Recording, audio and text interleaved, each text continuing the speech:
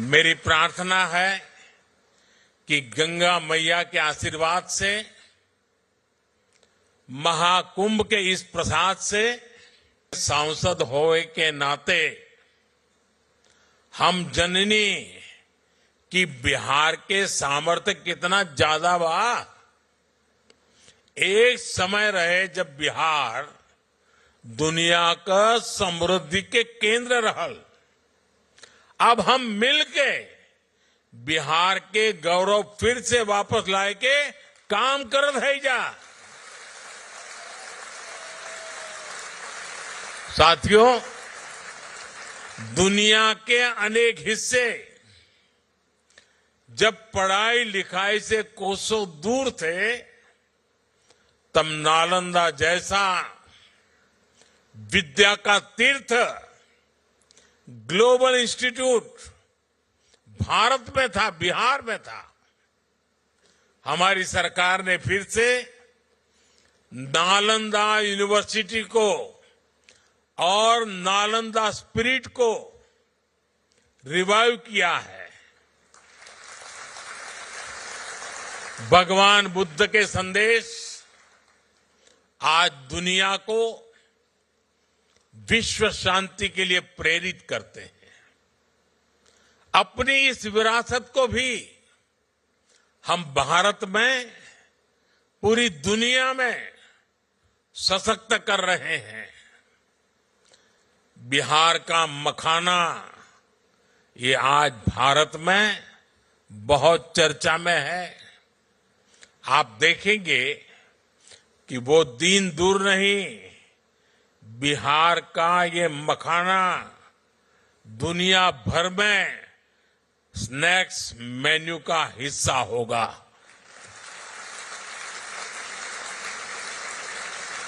हम जानीला कि हिया मखाना के कितना पसंद करल लाजा।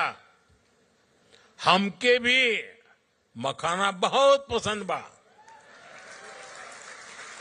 साथियों, आज भारत मॉरिशस के साथ अपने पुराने संबंधों को नई पीढ़ी के लिए संजो रहा है, संरक्षित कर रहा है।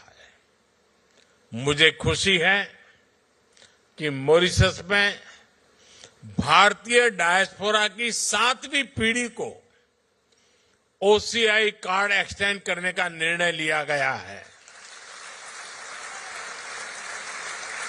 मुझे मॉरिशस के राष्ट्रपति जी और उनकी धर्मपत्नी वृंदा जी को ओसीआई कार्ड भेंट करने का अवसर मिला है। प्रधानमंत्री जी और उनकी धर्मपत्नी वीणा जी को भी ओसीआई कार्ड सौंपकर मुझे खुशी मिली है। इस वर्ष प्रवासी भारतीय दिवस के दौरान मैंने विश्व भर में बसे गिरमिटिया समुदाय के लिए भी कुछ इनिशिएटिव लेने को कहा था। आपको जानकर खुशी होगी कि भारत सरकार गिरमिटिया साथियों का एक डेटाबेस बनाने पर काम कर रहा है। गिरमिटिया कम्युनिटी के लोग किस किस गांव से, किस शहर से बाहर के देशों में गए, इनकी जानकारी जुटाई जा रही है। वो किन जगहों पर बसे, हम उन स्थानों को भी आइडेंटिफाई कर रहे हैं। अतीत से लेकर वर्तमान तक गिरमिटिया साथियों के पूरे इतिहास को, उनके पूरे सफर को एक जगह लाया जा रहा है। हमारा प्रयास है कि गिरमिटिया लेगेसी, उस पर एक स्टडी हो, किसी यूनिवर्सिटी को इससे जोड़ा जाए और समय समय पर वर्ल्ड गिरमिटिया कॉन्फ्रेंस भी आयोजित की जाए। मॉरिशस और गिरमिटिया कम्युनिटी से जुड़े अन्य देशों के साथ मिलकर भारत इंडेंचर्ड लेबर रूट्स अंकित करने पर भी काम करेगा। इन रूट से जुड़ी हेरिटेज साइट्स जैसे कि मॉरिशस का अप्रवासी घाट है, हम उनको प्रिजर्व करने का प्रयास करेंगे। Friends, Mauritius is not just a partner country. For us, Mauritius is family.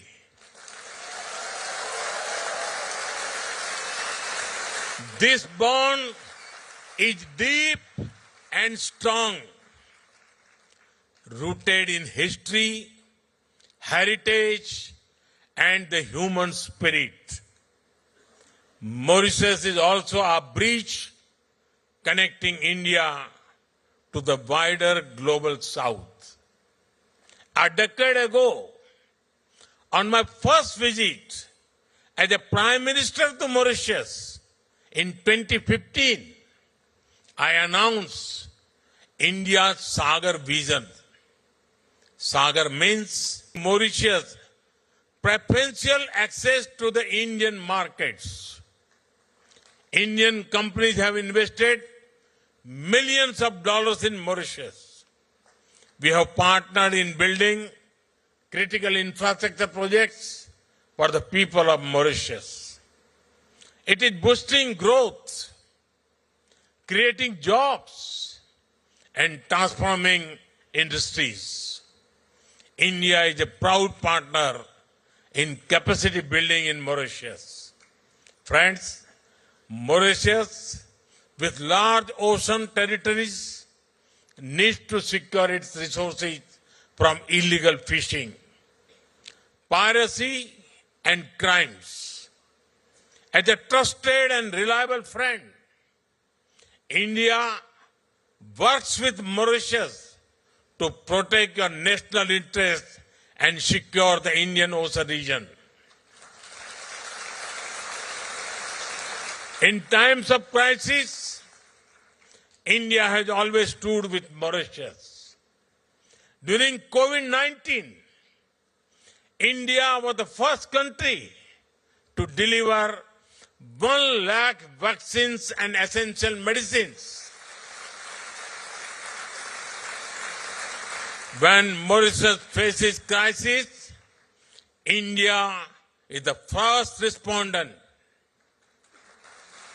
When Mauritius prospers, India is the first to celebrate.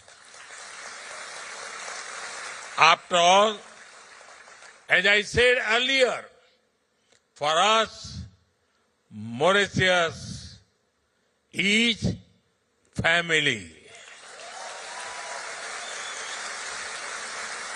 साथियों, भारत और मॉरिशस सिर्फ इतिहास से नहीं जुड़े हैं, हम भविष्य की संभावनाओं से भी जुड़े हुए हैं। भारत जिन भी सेक्टर में तेजी से तरक्की कर रहा है, उनमें मॉरिशस भी ग्रो करने में सहयोग कर रहा है। मॉरिशस की मेट्रो, इलेक्ट्रिक बसें, सोलर पावर प्रोजेक्ट्स, यूपीआई और रुपे कार्ड जैसी आधुनिक सुविधाएं, नई पार्लियामेंट बिल्डिंग, भारत मित्र भावना से मॉरिशस को सहयोग कर रहा है। आज भारत दुनिया की 5वें नंबर की आर्थिक ताकत है। बहुत जल्द भारत दुनिया की 3rd लार्जेस्ट इकोनॉमी बनने वाला है।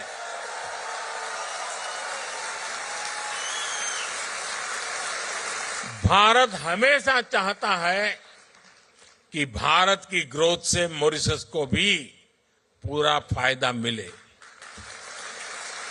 इसलिए जब भारत को G20 की अध्यक्षता मिली, तो हमने मॉरिशस को स्पेशल इनवाइटी के रूप में शामिल किया था। भारत में हुई समिट में ही अफ्रीकन यूनियन को G20 का परमानेंट मेंबर बनाया गया। सालों से ये मांग चल रही थी, लेकिन ये पूरी तब हुई जब भारत को G20 की प्रेसिडेंसी मिली।